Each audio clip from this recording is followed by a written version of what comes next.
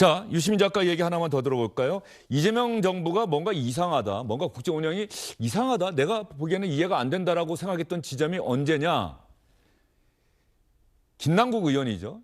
그 청와대 아마 디지털 쪽 비서관으로 있었는데 그때 이 문자를 주고받는 게 있었잖아요. 훈식이 형 얘기 나오고 현지 누나 얘기 나오고 그랬던 김남국 의원이 청와대에서 어쨌든 간에 그만두게 됐는데 그만둔 다음에 갑자기 민주당 대변인을 하고 전략 공천을 받아서 이번 지방선거 때 같이 치러진 국회의원 재보선에서 국회의원이 다시 되는 걸 보면서 예전 민주당 같으면 상상도 못했을 일이다. 이렇게 강하게 비판했습니다.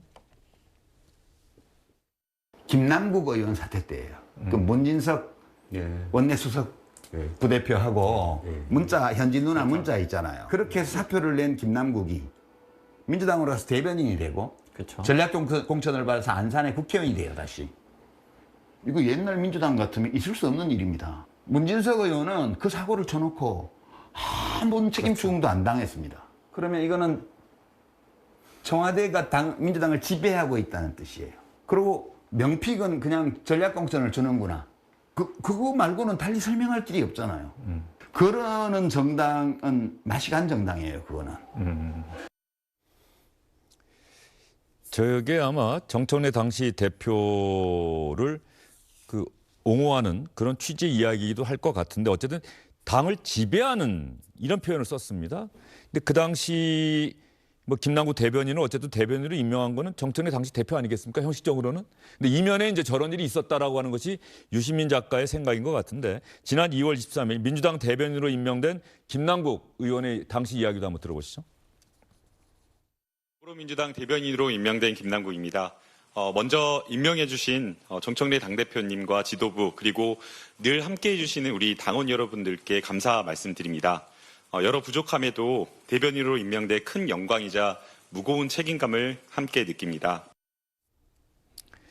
자, 저게 동의하십니까? 저 때 사실은 좀 김남국 의원이 전략 공천 되는 부분에 있어서 언젠가는 그 기자들이 전체적으로 다른 지역에 워낙 그 누구를 공천할 것이냐가 이런 문제가 걸려서 그런지 상대적으로 좀 덜 조명을 받았던 사안이긴 해요. 예, 대변인 임명은 대표가 했죠. 예. 그리고 전략 공천 대표가 했죠.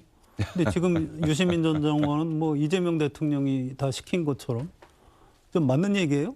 좀 동의할 수 없는데요. 저건 정청래 전 대표한테 물어야 될 책임을 왜 지금 이재명 대통령한테 묻고 있는 건지 앞뒤가 안 맞는 것 같습니다.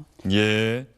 저는 그 김남국 얘기를 했는데 뭐 김남국 그의 행태에 비춰봐서 그런 분을 공천했다고 하는 거에 대한 문제 제기는 할 수 있어요. 예. 근데 지금 말씀처럼 그것이 대통령이 시켜서 한 것처럼 얘기하는 거는 나도 좀 설득하기가 어렵고 설득하기가 어렵고 이분이 그것 때문에 뭐 이게 갑자기 화가 나고 이게 피가 거꾸로 솟았다는 식으로 얘기를 하는데 사실 이분이 피가 거꾸로 솟은 게 많이 있습니다. 그 이외에도 대표적인 예가 국회의원 100여 명이 공소취소 모임 결성했을 때 세상이 미친 거냐 내가 미친 거냐 내가 미치지 않았기 때문에 세상이 이 당이 미친 것일 것이다. 예. 이렇게까지 얘기를 하면서 분노를 터뜨렸고 그거 이외에도 굉장히 분노가 많습니다. 예, 무슨 뭐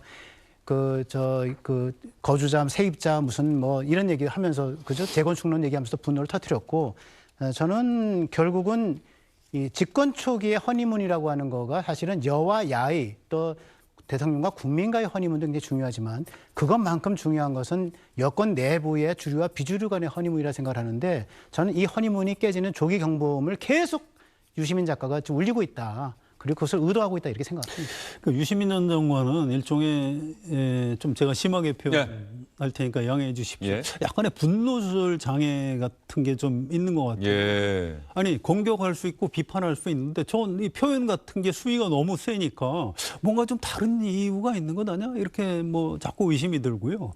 본인도 아마 얘기해놓고 또 집에 가서 후회할지도 몰라요. 아니 근데 내가 너무 화낸 거 아니야? 이럴 수도 있어요. 그래서 공인인데 전직 국회의원이고 전 장관이면 공인입니다. 그래서 글쎄 뭐 한번 머릿속에서 뭘 좀 한번 걸르고 분노를 하시는 게 본인한테도 좋지 않을까 그렇게 조언 드리고 싶습니다. 유시민 작가의 저런 언행을 보면은 역대 대통령 새롭게 취임하고 나서 상당 기간은 뭐 언론과의 허니문이라고도 하고 또 언론이 이제 비판하기 시작하면은 청와대나 또 집권당에서 상당히 좀 불편해하는 기색을 드러내기도 하고 그러면서 언론 보도에 좀 어떻게 하든지 이런 걸 좀 바꿔주셨으면 좋겠다는 취지로 의사 전달을 하려고도 하고 그러는데 어떤 상황에서 보면 아, 유시민 작가는 참 편할 수 있겠구나. 저렇게 저런 얘기를 해도 뭐 큰 긴장이나 부담을 느끼지 않는 것 같다. 그러니까 민주당의 송재봉 의원인가요? 송재봉 의원 SNS 한번 보면은 그 유시민 작가처럼 저렇게 분노의 말을 막 쏟아내면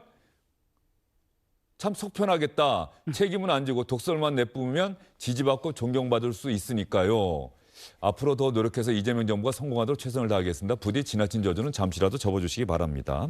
그러니까 유시민 작가의 이런 이야기. 그 또 하나 지금 갑자기 생각을 해봤더니 이제 분노 조절 장애라는 부분에 대해서는 유시민 작가가 또 어떤 반응을 볼지 모르겠습니다만은 지난 지방선거 때 이른바 명픽 후보들은 다 떨어졌다는 얘기를 또 강조를 하더라고요.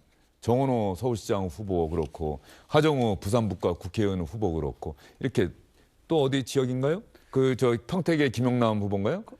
거기도 그렇고 또 성남시장 출마 예, 성남시장 김병욱 비서관도 그랬고 그러니까 유시민 작가는 지금 어떻게 보면은 좀 글쎄 비판을 위한 비판을 좀 계속 하고 있는 것 같습니다. 비판을 위한 근거를 거기다 갖다가 붙이고 있다. 네, 여러 가지 팩트들이 있는데 그 팩트를 대통령에 대한 비판과 그다음에 소위 친명 유 이재명 그룹에 대한 비판의 소재로 계속 동원해서 끌어다 쓰고 있는 것 같고 그래서 그것이 뭐 때론 이제 국민들 보기에는 또는 지지층 보기에는 억지 비판이라고 하는 인상을 많이 주는 것 같은데 그럼에도 불구하고 저런 비판은 계속 할 것이고 저런 것들이 나는 국정 지지율에 계속적인 하락 요인으로 계속 좀 작용할 것 같다는 생각이 듭니다. 여기서 궁금할 수 있는 게 어쨌든 이재명 대통령을 겨냥해서 계속 유시민 작가 얘기하고 있는데 이재명 대통령이 상당히 기민하게 언론 보도나 어떤 일에 대해서 현안에 대해서 SNS를 통해서 직접 얘기를 하는데 이 유시민 작가 발언에 대해서만큼 일절 반응을 안 하고 있거든요. 이번에도 안 할 것이다. 안 할 겁니다. 상대 안 할 것이다. 상대할 이유가 예. 없죠. 그냥 김민석 대표는 어떨까요?